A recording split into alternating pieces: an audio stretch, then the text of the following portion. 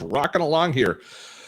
We've got a great show lined up today. I'm so excited. One of my favorite guys, let alone one of my favorite YouTubers, Nick Nimmin, is going to be joining us here in just a few moments. And we are going to be doing a deep dive into all things YouTube, which is, let's face it, it's the most valuable digital property out there. All of the others are good, but YouTube's better. So we're going to be talking about YouTube today. Now, let me ask you, fill you in on a few details today. First of all, if you are watching us on any platform, on YouTube Live, on Facebook Live, if you want to engage in the comments and you want to engage with the community, we're also streaming this live to invideo.io/youandme. If you go there, that's the best place to engage in the conversation. It's also the best place to see all of our replays and all of the resources that our hosts at InVideo are providing for us. So I encourage you to go to invideo.io/youandme and participate in the live stream there as well. If you think this is going to be valuable, I know you know people who are would benefit from learning at Nick's knee. Sounds a little creepy, but learning from Nick. So I encourage you to share this out there, tweet it out, let people know that we are live with Just Between You and Me, where we dive deep into all things online marketing. And today, as I say, YouTube is going to be just fantastic. So with that, let's get going. I just want, if you don't know, Nick Nimmin is one of the leading YouTube strategists on the planet. His channel has some 600,000 subscribers, and he has taught countless people how to start their YouTube channel and given them the fuel they need to grow their channel. So it is going to be an awesome conversation today, and let us dive into it right now.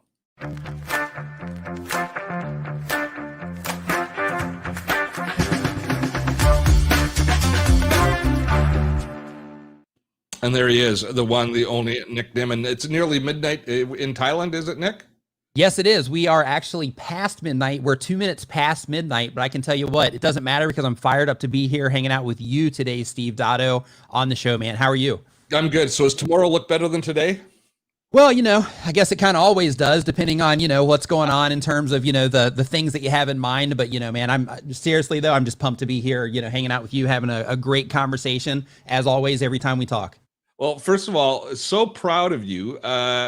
600,000 subscribers? Man. Yeah, man, it's crazy. It's absolutely crazy. The funny thing is I almost didn't even start a YouTube channel. I was almost afraid to do it. And now here we are, several years later, because it was in September of 2014 when I first started walking down this road. A few left turns here and there, but we're here now at 608 or 9,000 subscribers now, and hanging out with people like you and all of that good stuff. It's awesome. Absolutely, I absolutely love it, man. I'm grateful for the entire experience I've had since September of 2014. Before we get into the tactics, why were you afraid? I was afraid because, at the time I hadn't been on video before, and the whole idea of being that person that's on video, it just didn't sit well with me. And I was looking into internet marketing as a way to get out of the other business that I had, which was doing design for people. And I was looking at internet marketing for that. And one of the things that I noticed at the time was people were like, hey, I'm getting really good conversions out of my YouTube channel. So I'm like, okay, well, that sounds great, but I'm not going to be that guy on camera. I'm not going to do that. And I kept just having it in my brain, just kept coming back, do YouTube, do YouTube, do YouTube. And I'm like, no, I'm not going to be that dude. And then finally I was like, you know what? I keep thinking about this for a reason. So let's get over this whole, being afraid to be on camera and being afraid of the judgment that I might get, and being afraid of, maybe one of my family members would see me, or one of my friends would see me and they'd give me a hard time about me being a YouTuber, and I'm already in my 30s at that time. I'm like, let me just cross over that, those things within myself and just go ahead and give it a shot and see what happens. And then I made my very first video on how to overcome camera shyness, because that was the value that I could bring at the time, because that was the thing that I had, just dealt with. And so because of that first video was about how to overcome camera shyness, where I talked about all of the things that I worked through personally in order to get the courage to, put all of that other stuff aside and just go ahead and go for it and, hop on camera. But your skill set that you brought to the table when you started your channel was your design eye and your graphic design flair. in addition to that, there's also, I had a door-to-door marketing company to where we went door to door for a decade.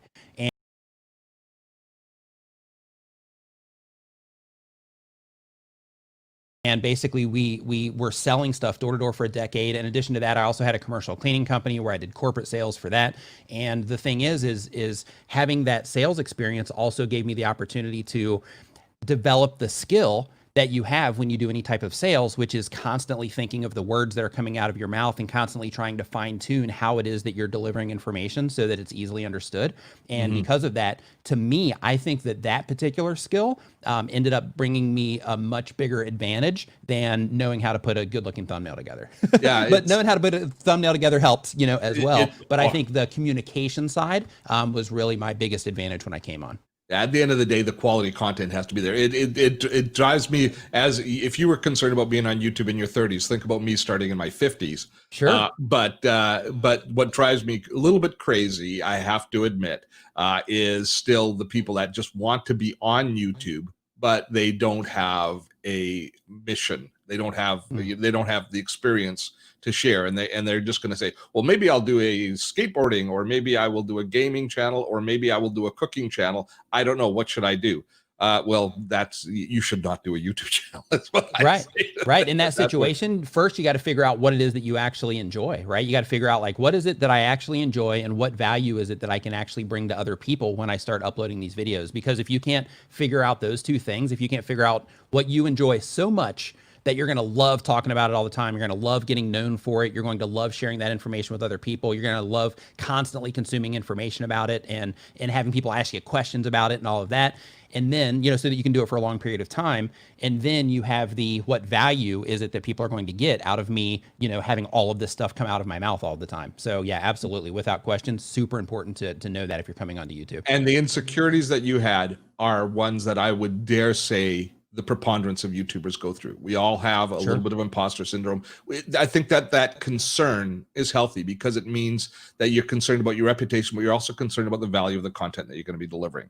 So I think that at least as far as I'm concerned, that's uber healthy. So let me ask you, we'll get into tactics in a minute, but in that growth from 0 in September of 2014 to 600,000 subscribers as of today, was there a tipping point for you where you were struggling going along, but suddenly something happened, or you made a determination that put you on the right track? You know what momentum feels like, and you know what the early grind is in building a YouTube channel. And most people never get out of that grind to the point where they're experiencing success. Is there one thing or one series of events that happened that kind of took the governor off and allowed you to start to accelerate your growth? Without question. And that particular thing was that while I started the channel that everybody knows me for now, I started that channel, and when I had that channel, I had uploaded a nice handful of videos. I think I had 150 subscribers at the time. A mutual friend of ours, was having a contest at the time. He had crossed 100,000 subscribers, and he said, hey, make a video if my content has ever done anything for you, and if it's good, I will put you in the video. So I'm like, hey, let me give this a shot and, just make a video for this guy on YouTube and, see if I can get in the video and just explain, how his content has helped me. So I did that. And then he reached out shortly after that, and he's like, hey, I love how you present on camera, your editing, basically you have the package. I think you would do well on YouTube. I would like to work with you on another channel.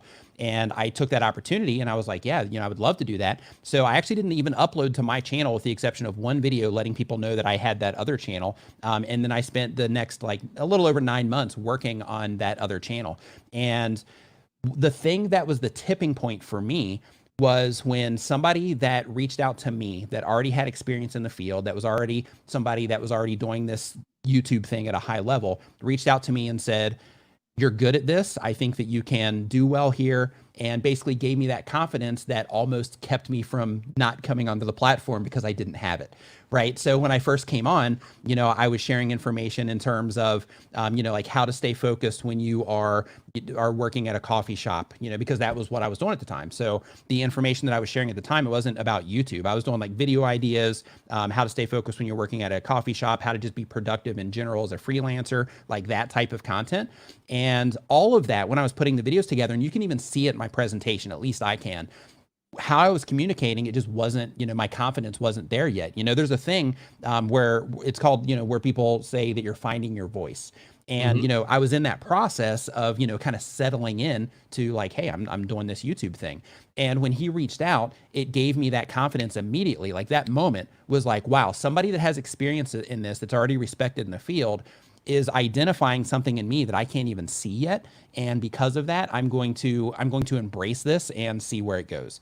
And from that point, I worked on that other channel for a while. And then while I was working on that other channel, he told me, he was like, hey, YouTube's a long game, right? All the stuff that we always tell people. He's like, hey, YouTube's a long game. And because of that, you need to make sure that you are uploading on a regular basis that you can sustain for a long period of time, because your channel might do well immediately, but it might take you some while to get that momentum. So I'm like, okay. And then I went all in and I completely overtaxed myself because, I was new. So, it took me a longer time to edit the videos, the type of content I was making. I had to research it a lot. The entire process, it would take me, 3-4 days to make a video, and I was uploading, 2 to 3 videos per week, plus still doing my design service at the time. And I just couldn't handle the workload, completely stressed myself out, burned myself out. I was costing myself clients because I loved YouTube, hated doing the design thing. And I was like, okay, I'm hooked. So now I'm hooked. I see at the tip of the iceberg. I still didn't fully see it, but I was at the tip of the iceberg in terms of I see kind of what can happen here with YouTube. I'm digging the engagement. I love uploading content and getting that immediate feedback and having conversations with people. So I'm hooked on YouTube, but I can't maintain this particular, the way that I'm doing things. I got to change something. And what I did is I said, okay, I'm going to go back to my current channel and I'm going to start uploading there because the content's just easier to make, right? So I came back to my current channel and I started uploading videos there. But before I did that, I also knew that if I wanted to maintain this for a long period of time, that I need to find out a way that I can monetize quickly to get me out of what I was doing before. So I built a website and I started offering services off of that website, digital downloads that people could buy. And that basically started my foundation that allowed me to go all in on YouTube, because then I could sustain myself financially from the traffic I was driving from YouTube. It allowed me to do that. And then that allowed me to just go all in on what it is that I was doing on YouTube. That there's 2 takeaways. The first one, and I think this is so important, people realize YouTube is in a lot of ways, is a kinder, gentler community than most people realize. That people you think are competitors, when you start in YouTube, a lot of people say, oh, there's a lot of people doing this in YouTube, I'm not going to do it for a variety of different reasons, because they think it's that the market is saturated. First of all, it's never saturated. There's more than enough people. There is not a single vertical market that you can build videos in that is not worthwhile to go after. If there's lots of people in it, it just means there's lots of interest. A. B, the community is nurturing. The fact that you started with somebody reaching out to you and then you decided to do the same, that became the basis for that became your MO, that you wanted to nurture other people. But that's not just unique in the YouTube expert community. And I know all of you guys are friends. All of you guys that teach YouTube to others, that you guys collaborate together, you chum around together at conferences. Is it called coopetition? But you definitely look at each other's numbers and compete to a certain extent. But you don't compete hammer and tong. You celebrate each other's success and you lift each other up. That is number one, to recognize that you have support. And that's not unique. I got to tell you, in the productivity space, the exact same thing. That's where I carved my niche. And all of the other people that do productivity, they share my videos, I share their videos, we bring each other on, and we celebrate each other's success. If you enter it with an erstwhile and a positive attitude, you're going to get a lot of support from the rest of the community. That's number one. Number two is far more subtle. It's what you said at the very end. You've had to figure out a way to generate revenue, and you MacGyvered a system that worked for you. You took your strength, which was creating graphics, and you created at least an avenue for you to generate revenue early on by offering some downloads, so that you could work towards, while you were building your reputation and your skill set, you found a way to generate some income at the same time. That is, I would dare say that that's probably almost as important as everything else. Sure, it is, because, like one of the things that people don't often consider when they have in their mind, like, hey, I want to use YouTube as like a tool that's going to generate income that's going to feed me and my family and, all of that. Like, some of the things that they're not thinking about is, if that's going to become a reality, then right out of the gate, as fast as you possibly can, you need to be able to have a clear path to monetization, because if you don't, then what you're doing is you're putting out all of this content that's not doing anything for you. Sure, it might be bringing you views, it might be bringing you some ad revenue, but if you don't have a clear path to consistent monetization or consistent money coming in that you can count on, then you're just going to constantly be going like this, and it's going to make it extremely unstable. Whereas if you can figure out a way that you can use the traffic that you're pulling in from YouTube to bring awareness to other things that you're doing, then you can create sustainable off-platform things that will continually drive the income that you can actually start to count on over time. And you know, it takes time. You know, it's not something that happens overnight, but it's definitely something that is a core part of being a content creator. Because you mentioned conferences earlier, you know, like going to Vid Summit, for example, it's expensive, but it's worth it. So if you're a content creator, then, you know, having that money that you can pull in from the money that you've generated just from YouTube, even if you keep your job, if you just say, hey, I've got this YouTube pool of money so that I don't have to reach into my pocket from the money that I'm using to feed myself and my family, I'm just going to reach into my YouTube bucket. I'm going to pull that out to buy a hotel room, a plane ticket, a conference ticket. And hey, before I go, I'm even going to treat myself to a camera so I can vlog the whole thing. Right. So it's good to just make sure that you have, you know, that clear path to monetization, because if not, you're kind of handicapping yourself for your journey. And don't think that there is a clear and easily understood path to that revenue. No two YouTubers I know have the same business model. Yeah. It's one of the most fascinating aspects of our business. I just love diving in with other creators to say, how do you make money? And the ones that are willing to share, I learn so much from. And I don't think anybody steals ideas from each other, but it does inform you and helps you. It helps spark ideas for you to generate revenue elsewhere. That's what we were talking about before. We were just talking about how the fact that AdSense revenue, which we normally poo-poo on these sorts of things, has been really good for YouTubers lately because of the increased traffic. Yeah. So let's get into the content, the aspect of content creation, because you stay hyper focused on your content. You have been very disciplined in your content creation. How do you go about initially deciding what the topics of each video is? We've got YouTubers who we talk to who do massive amount of research in advance. There's others who look for their community and look for their engagement with their community and the conversations, and get informed just through the conversations and asking questions and having their comments ask them questions back to them so that they choose. What's Nick's technique? So for me, I will usually base it on, like, I have levers that I know that I can pull that bring more viewers in than normal. So for example, if I make a video and the whole thing is based around getting views or based around subscribers, those kind of do well by default because of the type of content that I make. So what I do is I'll keep an eye on what's going on with my channel, and then I kind of build my content strategy around that. So in order to maintain the growth that brings all of the other additional off-platform opportunities and exposure, just like we're having this conversation right now as an example. Yep. So in order to keep that whole train moving, I have to make sure that I also, you know, keep a keen eye on the growth of the channel as well. So if my stats start to go down, I start fine tuning my focus into, okay, we're rephrasing how to get views in a bunch of different ways. We're rephrasing how to get subscribers in a bunch of different ways.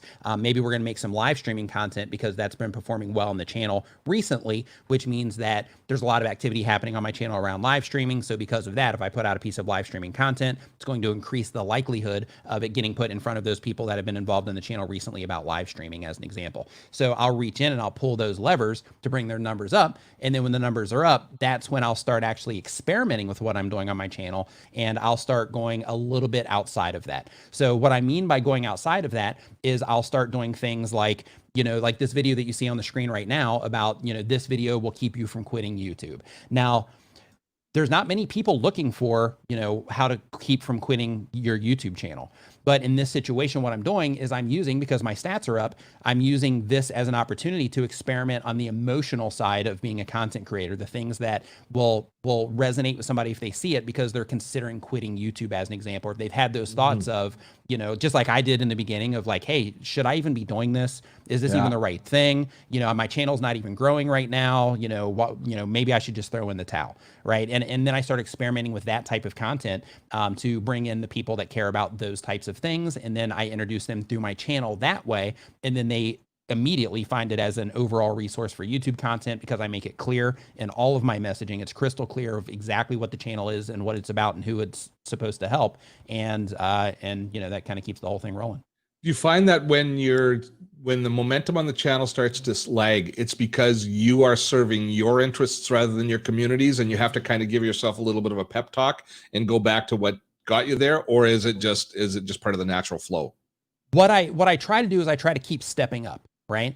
So what I mean by that is you kind of set like these baselines for your content or your stats. So it's like, okay, over the next, 48 hours, if I'm getting, let's say, 100,000 views, like what's going on currently, if I'm getting 100,000 views over the next 48 hours, and that's like my typical baseline for that over 28 days, if it's, let's say 500,000 views, let's take it down to like COVID. Let's say it's like 500,000 or 600,000 views on the channel. And that's kind of my baseline. If I start dipping down underneath that, then that's when I know that, okay, I need to pull those things in because my experiments right now, they're not working out as great as I would like them to. So because of that, I need to lean back on the stuff that has been proven to work time and time again on my channel, and it always works. So then that brings the numbers back up. And then when it's high, then I can start experimenting. Sometimes those experiments, like when I start doing the content on like YouTube mistakes and things like that, that's when I'll create a new baseline. So I'll take it from, a view count of, let's say, like 400,000, per month,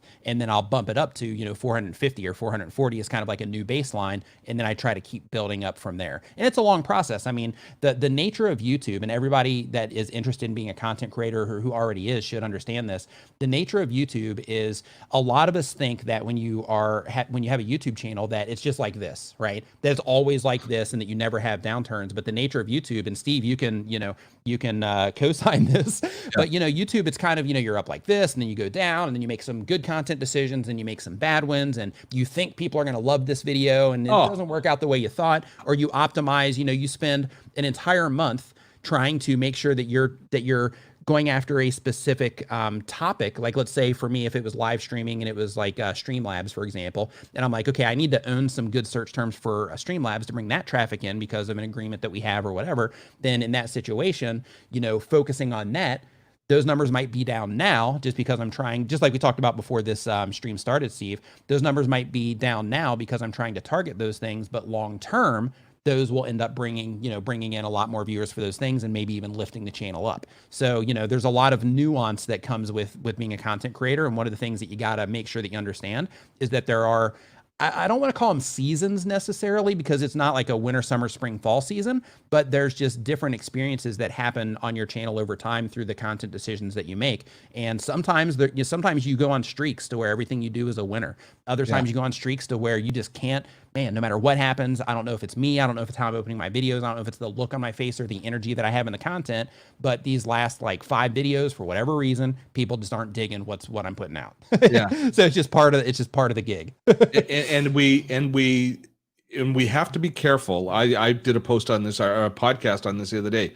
We have to be careful to make sure that we maintain a balance, that we are in service of our community, not always in service of the algorithm. But the algorithm will always inform us. But it's too easy to get caught up in the algorithm and just starting to build content that serves what YouTube tells you as opposed to what your community tells you. And so, and I know you maintain a balance in that because you do an awful lot of live streaming, which is a terrific way to maintain that balance. Yeah, and I love live streaming. That's a great way to build the community. That's a great way to create a community around your YouTube channel. Like if you are a content creator and you're thinking to yourself like, hey, I would love to have like a community of people that would meet up and just love to share information or just talk about a particular subject that I'm interested in, week in, week out. Live streaming is a great way to do that because it gives you the opportunity to be interactive, just like the people that are hanging out in the chat right now. Okay, so take me to the beginning of a video for you. I have a document which has every idea I've ever had about videos, and I just go to that for my muse. That's where I start. But that's not really the beginning. That's just a catch-all. When you start on a video, what comes first, the chicken or the egg? Do you start with a title or do you start with the theme? I'll typically start with the theme of the video personally. I'll typically start with the theme of the video, but oftentimes while I'm picking the theme, the title will also kind of present itself. So if I'm targeting something for search, it's different. If I'm targeting search, then in that situation, then I have to start with the actual, keyword phrase that I'm actually going after first. But if I'm going after something that isn't search targeted, then in that situation, I'll start with the topic overall. And then typically either through just figuring out like this is the topic I want to talk about, then the title will kind of work itself out at least at a base level, and then I'll workshop it. But sometimes it won't be until if I just can't figure it out at that point in time. Sometimes I'll make the video, which is kind of against, what you should do. Sometimes I'll just make the video, and then sometimes the title itself, or a better way to do the title, will come out through the content that's recorded in the video. Because with my videos, a lot of people will script their videos, but for me, I found that I communicate better and people respond to my content better when I don't script my videos. So I'll just work off of bullet points. Sometimes I'll write myself little notes,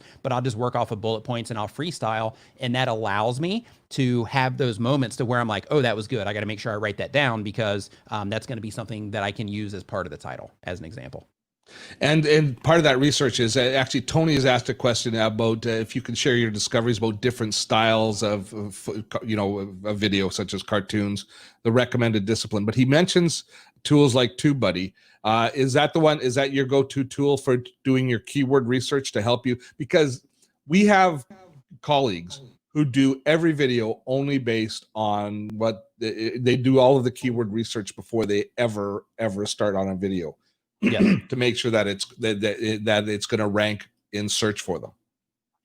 Yes. Yeah. For me, TubeBuddy without question is my go-to in that situation. I use TubeBuddy for that, and I also manually research. So I recommend that regardless of the tool that you choose, I recommend that you also get into the habit of researching whatever keywords that you're going after manually. And the reason for that is because the tools give you like a good idea, but it's also important to keep in mind that YouTube is a search engine, but it's also kind of like a discovery engine. So because of that, like your content is something that people actually search for on YouTube, to where you can also get Google results. So you have to have part of your manual research, have Google a part of that as well.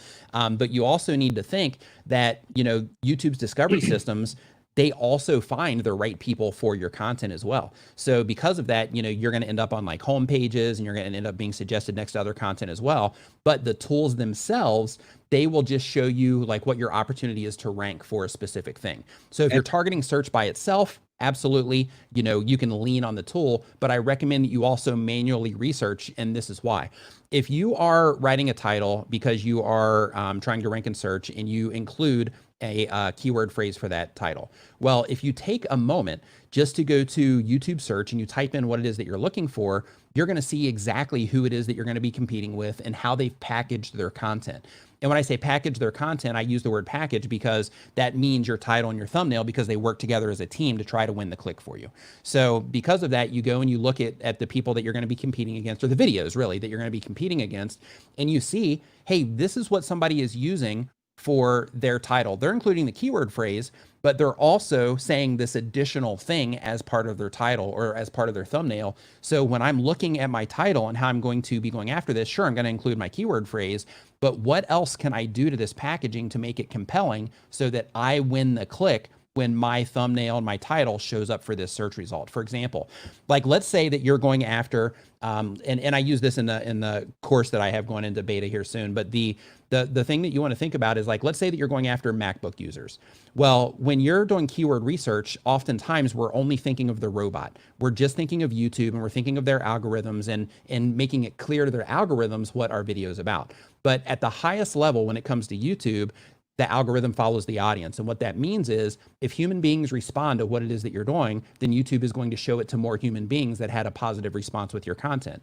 So because of that, it's important to think about the human being experience, or the user experience, when they're on YouTube and how they're interacting with all the different features on YouTube. But if you're targeting search specifically, it's important to make sure that you're thinking of things like this. If I'm going after MacBook users, and let's say that I'm going for MacBook Pro tips, right? And that's your keyword phrase. Well, some people might do a title that would say something like, you're not going to believe these 8 MacBook Pro tips that will change the way you use your computer, right? right?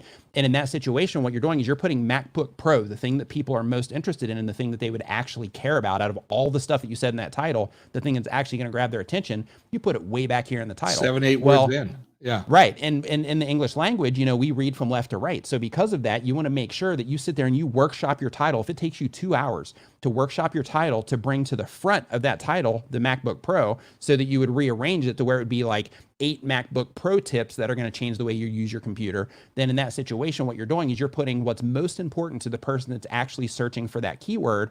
You're putting the thing that their brain just said, hey, I want to find this. They type it into YouTube, and then their brain sees exactly what it is that they just typed in. So because of that, you're basically syncing up with what that user is actually looking for. So because of that, when you're optimizing your titles or you're just a packaging all the way around, you have to think of things like that. And you have to think about, how can I grab somebody's attention with this title as fast as humanly possible, because I need to win this click over everybody else. So when you go and you do manual research, you get to identify things like that none of these tools can show you. And you can see exactly who it is that you're going against. And you can also see things like, as an example, on YouTube, if you're targeting search, one of the things that YouTube says that helps rank videos rank in search is the amount of engagement generated per search impression. Now, if you look inside of your YouTube analytics, you're going to see that engagement inside of your YouTube analytics is actually watch time.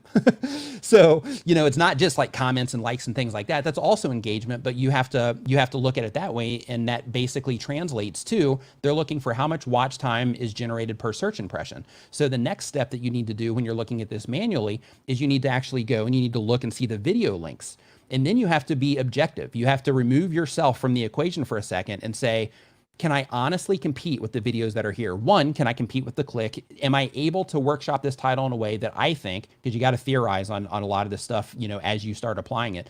But you have to say, okay, do I think that I would be able to make a title and thumbnail combination that would be stronger than the other videos that are in the search result, or at least, you know, that would get me in the top, you know, 3 or 5 position for this particular term.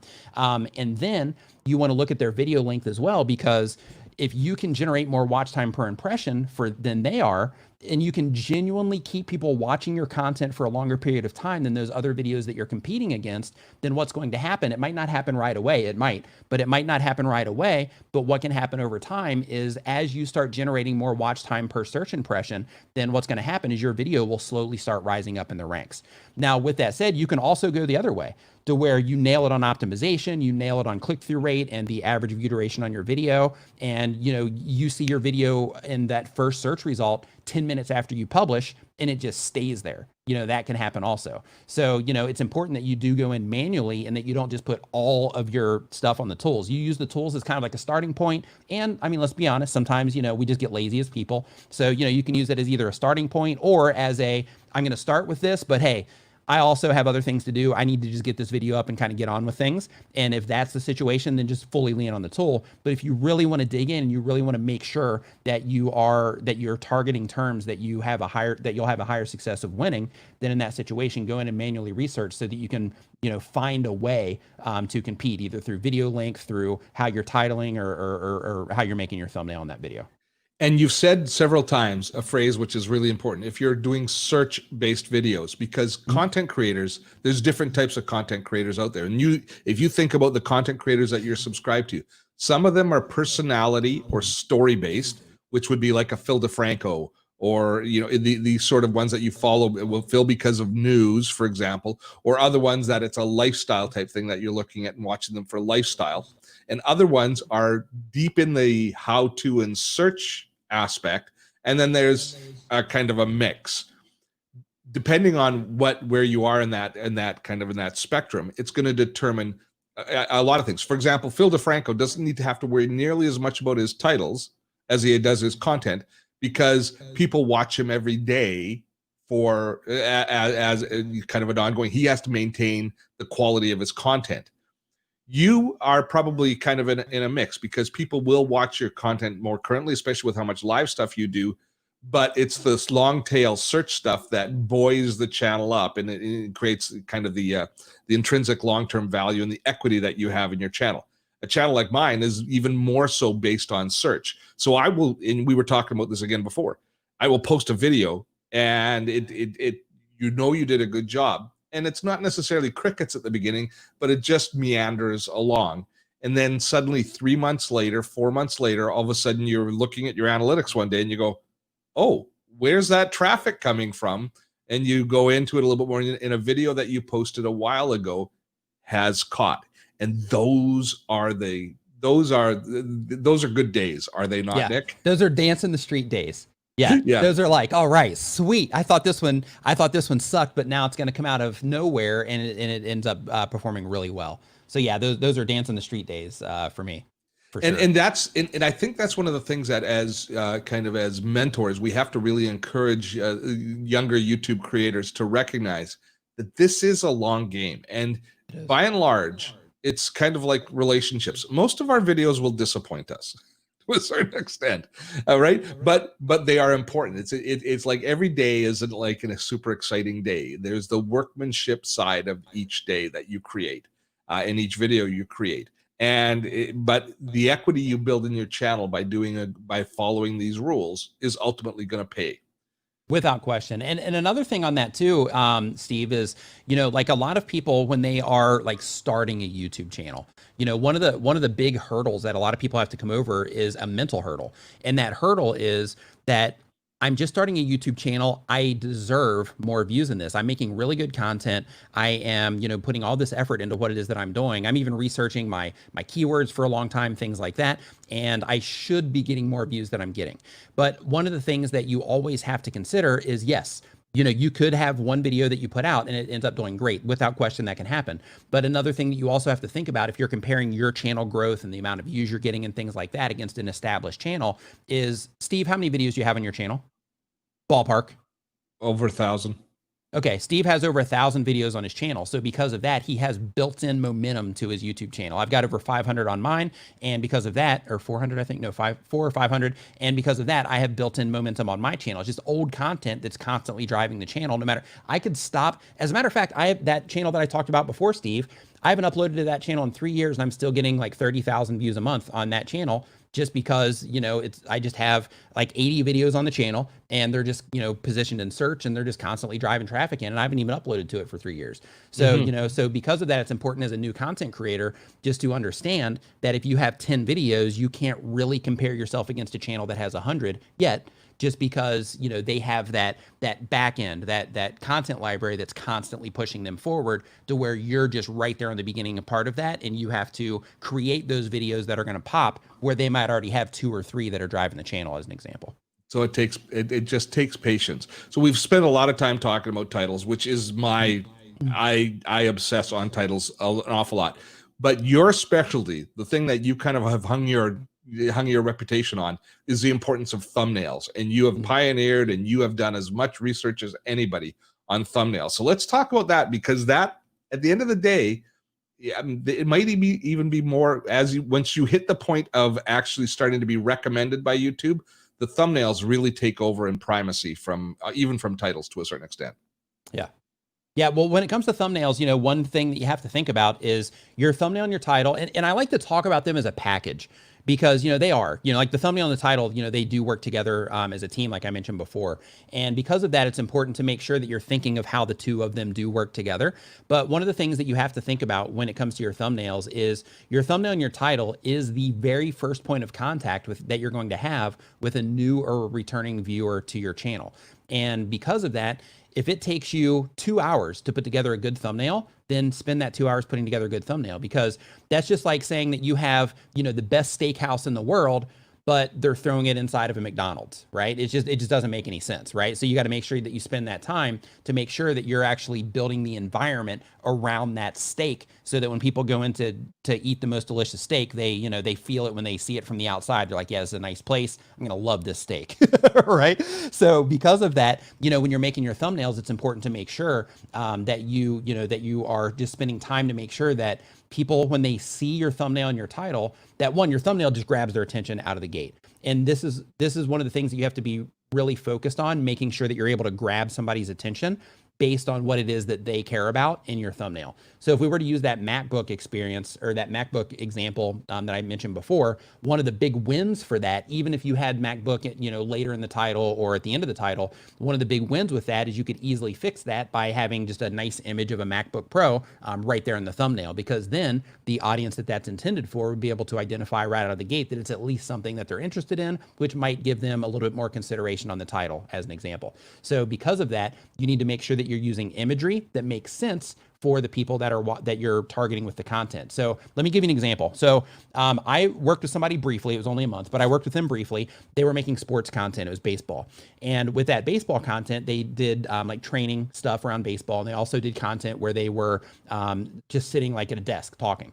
And with them, one thing that I mentioned to them was when I went in and I looked at the channel initially is I'm like, hey, all this desk content where you're sitting at home talking, you're still trying to reach people that care about baseball. So since you're trying to reach people that care about baseball, how do you make sure that the people that care about baseball know that you're talking about baseball? Use images of baseball. That's how you do it. So instead of using images of you sitting at a desk or, something else, you need to start using images of, baseball, because you're talking about baseball, your channel's associated with baseball, you're getting suggested traffic from these other baseball channels. And because of that, that means that the content that you are getting recommended next to also has a lot of baseball imagery in it. And if you're trying to reach people that care about baseball, they need to be able to see, not think it through, they need to be able to comprehend instantly that the thing that your video is about is for them. So what I had him do is I had him go and start changing all the desk thumbnails into baseball thumbnails. And when he was doing that, what happened is he started getting more views on all of the videos that he was putting out to where he was just sitting there talking, because from the outside, the people that care about baseball could easily identify that his content was about baseball, as an example. So, it's really important to make sure when you're putting your thumbnails together that you're thinking of the user end and you're thinking of, okay, the people that I'm trying to reach with this content. And really quick, let me back this up a second. It's really important, and I can't stress this enough, to make sure that you understand the people that you're trying to reach with your content, because it's going to help you write better titles, it's going to help you make better content in general, and it's going to help you make better thumbnails. And that's kind of the example that I'm giving right now. But you want to think, when you're making your thumbnails, the people that are going to see this, what can I do in this thumbnail to make it make the most sense to them? So one of the things that I do to help people identify that my content is for them, because I use a lot of text in my thumbnails and I just have my big hairy face in my thumbnails.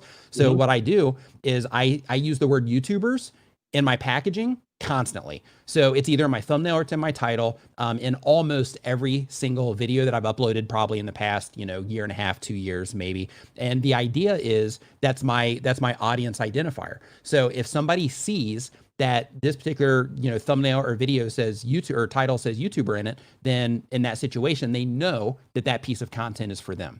So if you are uploading videos to YouTube, I recommend that you just think through who it is that you're trying to target. So let's take Steve, for example. So if Steve is making videos about Zoom because he's doing productivity, then in that situation, tossing a Zoom logo in there is probably a good idea.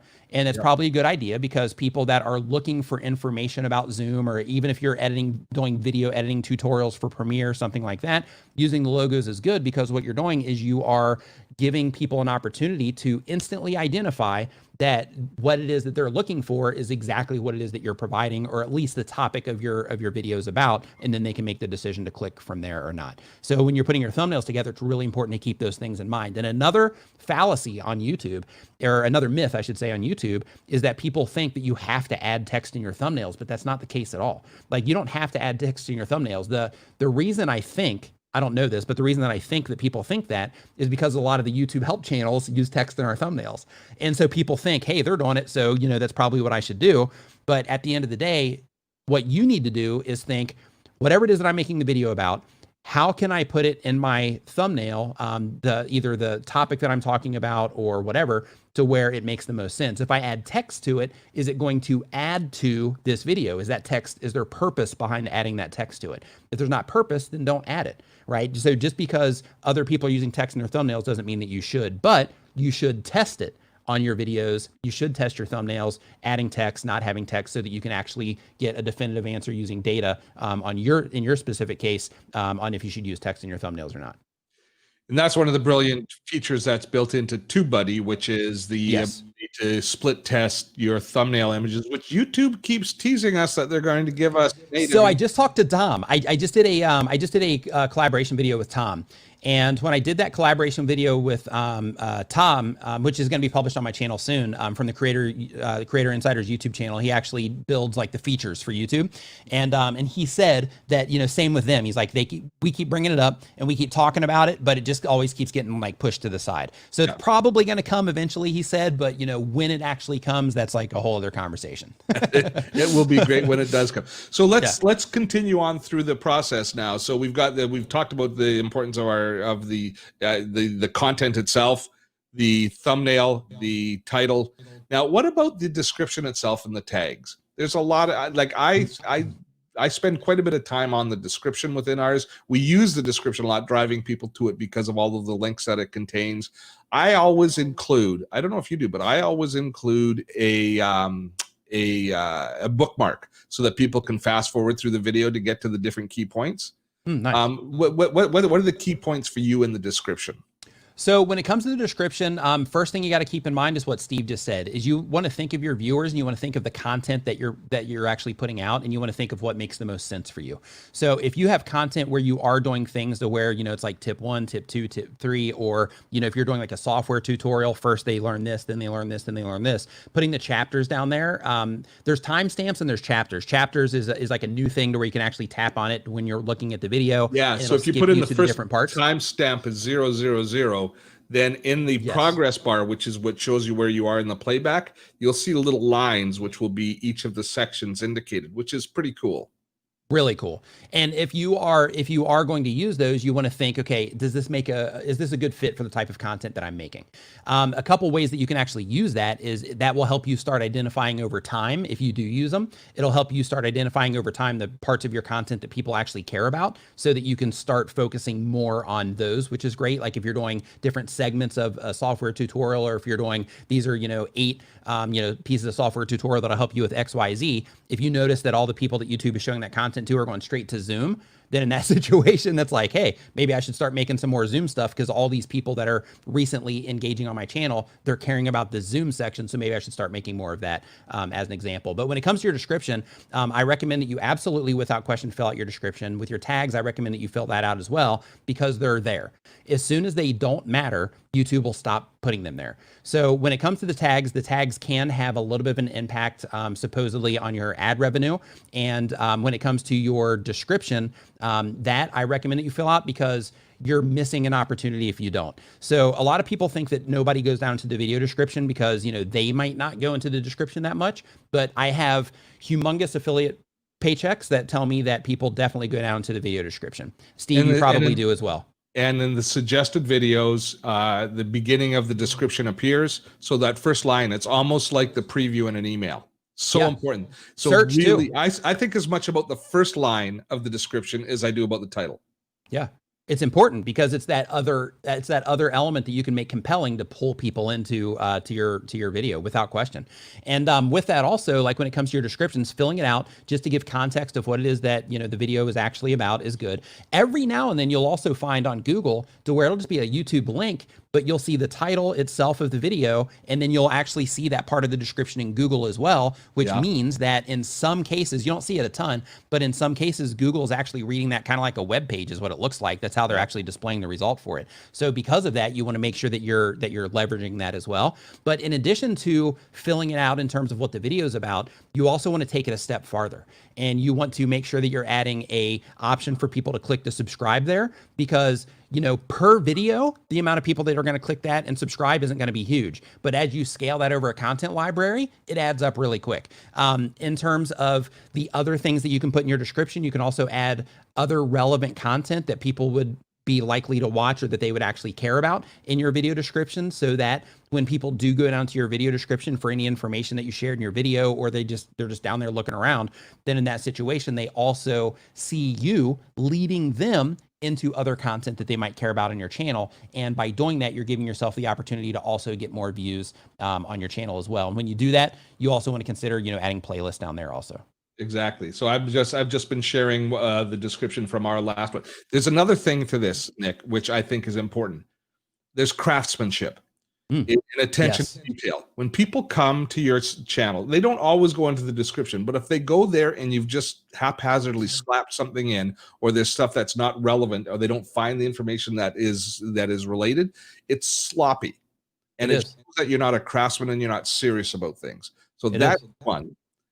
And two is the putting the chapters in, and I always take this, I put it into the description, but then here's a kind of one of my tips is I take that description, that those chapters as well, and I go into my comments as soon as the video is posted, and I post them as a comment, and I pin them to the top of the comments thread so that anybody, because often people in mobile don't see the description, they have to go down too far to see the description, but the posted the pinned comment will always rise to the top and always be right under the video, even in mobile. So that gives them access to be able to quickly jump through your video. And it shows respect for your viewers' time at that point there.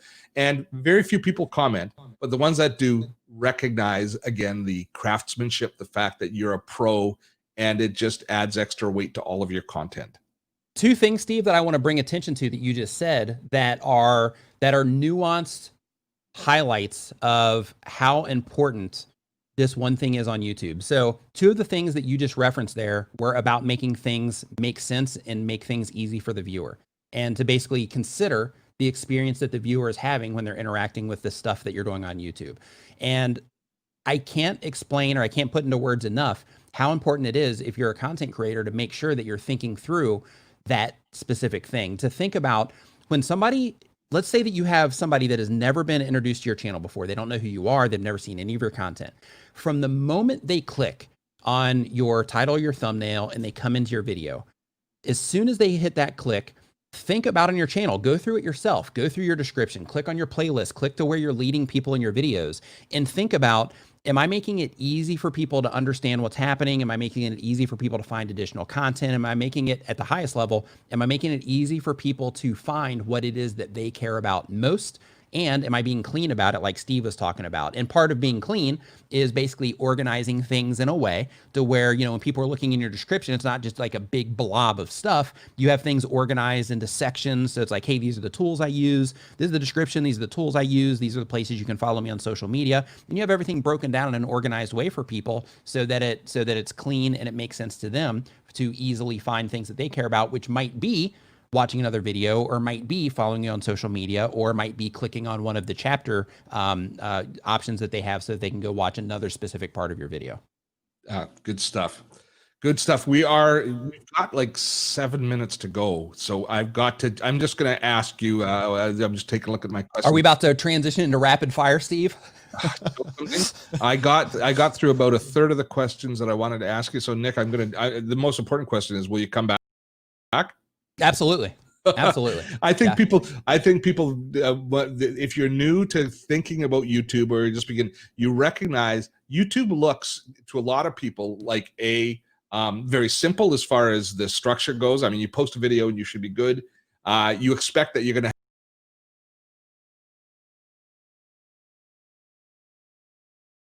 have meteoric growth because we hear about the creators that have viral videos hit. But there is I think of all of the social platforms that I use the word craftsmanship. If you learn what Nick teaches, if you learn what we do day after day for our YouTube channel, success on YouTube is not an if, it's a when. Yeah. But as long as you have reasonable expectations. But I think of all the channels, it's the one that's the biggest, that you have the best chance of building a solid business and making a living from, because it is just that valuable. Yeah. And not only all the on-platform benefits that you get in terms of discovery and then like audience matching. Like if you're a marketer, you're a nut if you're not on YouTube, in my opinion, because like if you find that, hey, like I'm using my YouTube content to bring awareness to my product or service, then YouTube will literally, if you're making the right content that leads people into what it is that you have, YouTube literally finds customers for you because they're out there looking for people that are similar viewers. So, or that have, you know, similar viewing histories. So YouTube literally goes out and takes all that hard work of you, you know, like, oh gosh, how am I going to find customers? And they literally turn it into like an avalanche of customers. You got to like start turning people down because they put you in front of like so many of the right people. It's insane. Here's the mind-blowing thing, which people have to get their head around. Facebook wants you to be successful, so you spend money with them. That's the truth. YouTube wants you to be successful by people watching your videos, because that means that YouTube's goal, which is people finding what they want, YouTube being a search engine, finding what they want, you serve their goal. And it's a far more collaborative effort. You succeed when YouTube succeeds. YouTube succeeds when you succeed. Facebook succeeds when you give them money. Right. So that's, that's the biggest. So I'm going to ask you one last tip, and then we will do the rapid fire. You're looking forward to the rapid fire, are you? Yeah, I'm just all of it. Yeah, okay. I just love talking to you, Steve. Yeah, we can go for another hour if you want. It's okay. We're not. No, I'm just joking. I know you have stuff to do. No, You're like, Nick, don't do that to me. All right. One thing neophyte YouTubers should do. What's the one thing that you want your beginners to pay attention to? Your audience retention, but your stats in general. And I'm just going to focus you on audience retention right now, because your audience retention and your click-through rate, both of those are extremely important on YouTube. Like really, if you dig into your analytics, it can be overwhelming, especially if you don't have, like, let's say that you work a job to where, you've never had to like analyze data in any way, shape or form. And then you have YouTube analytics put in front of you. It's going to be overwhelming. So because of that, I recommend that you just go in, and for every single video that you upload, the only things that you focus on are your audience retention, because that tells you how people actually responded to your video second by second. And you can start fine tuning the future content that you upload based on how people are responding to the videos that you're uploading now. So take notes on every single video. The next thing is to make sure that you're focused on your click-through rate. And the reason that's important, and that's based on the amount of impressions that you're getting. And the reason that that's important is because, again, that's that first point of contact. You got to be able to get people to click in order to get them to enjoy your content. So because of that, pay attention to that. But when you are looking at your click-through rate, you don't want to just look at what is on that funnel, because that can be misleading, because it's actually averaging out your click-through rate. So for example, let's say that you had a high click-through rate coming from just your channel page. If you're not getting a lot of views, you're like, well, I've got like a 23% click-through rate in this funnel. But then you go and you actually dig in through your traffic sources and your analytics, and you find out that you have a really high click-through rate coming from your channel page, but then everything else is low. Then in that situation, it's actually distorting what it is that you see. So because of that, make sure for every single video, you're looking at your click-through rate and your audience retention for all of the different traffic sources. And this is especially important if you're targeting and you want more traffic from a specific source, because you can see how people are responding to things from that specific source in terms of the click-through rate based on the impressions and the audience retention that you're getting. So make sure as a content creator that you are digging into your analytics. And I know it sucks, especially like if you're a creative and you're coming onto YouTube and you're like, hey, I'm a creative person, I want to share my talents with people and stuff like that. Like your creative mind might not want to look at your analytics at all, but it's part of the gig, right? They kind of go hand in hand. So I really recommend that you dig in. The analytics are the body language of the people you're talking to. It is. And that's a great way to put that. And when you're doing a sales call, standing in front of a person at the door, you're reading their body language. We can't do that on YouTube. We have to look at the analytics to get that feedback. Yep. All right, Nick, here it is. It's the rapid fire. So this is like a quick little one sentence answers. As an influencer, what's going on in the world, in the online world, we're going to be going through a lot of different things and just how you feel about that at this point. Okay. So let's start with influencer marketing. I think it's a win, and I think it's a win, and I tend to be wordy, so I'll try to do this quickly, but I think it's a win because it's effective. It's good for content creators and it's good for businesses as well, as long as it's a good match. So like a lot of influencers will take a gig. That's enough. You did good. Okay. That's you are wordy. So now I'm gonna rein in. Thank you. Membership sites. Yes. Membership sites. Huge win.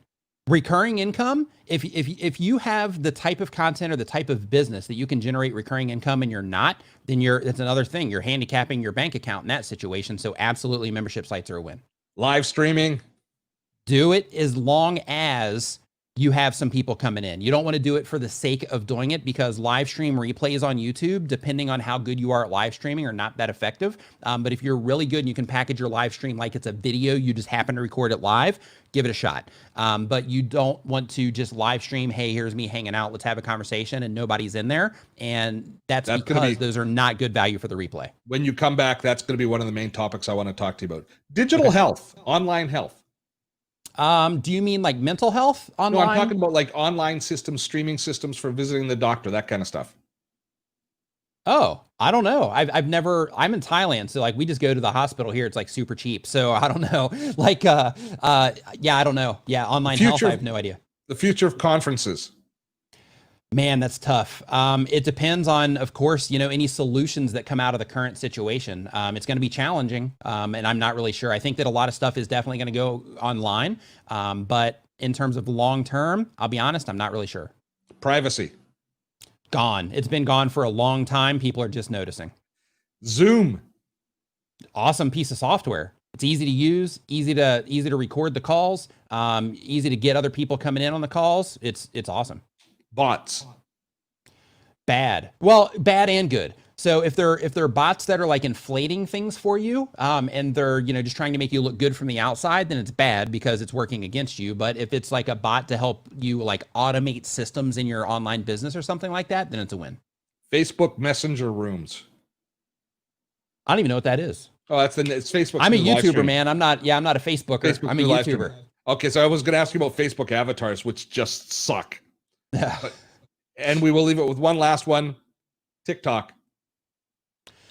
People are getting results there. If you can, you know, just like anything else, it's about attention. So if you can get attention on TikTok and you can think of how you can convert that into something that will be of value to you and something that would be of value to your audience, go for it. If you can't, then if you can't identify or define what that thing is that's going to bring value to you or to them, then skip it for now. It'll be there. Nick Nimmin, I'm going to put you in the green room. I'll debrief with you as soon as we are done, but thank you so much for your time. Every single person here should be subscribing to Nick's channel and keeping our eye out for that course that's coming down the pipe real soon, right? Steve, thank you. I appreciate you having me on, and I will see you around, my friend. Okay, just hang around for a second while I wrap things up. Next week, coming up here on Just Between You and Me, we have Bella Vasta. We're going to be talking about Facebook communities, how you build your business around Facebook communities and you use them to grow your influence and to grow your bank account.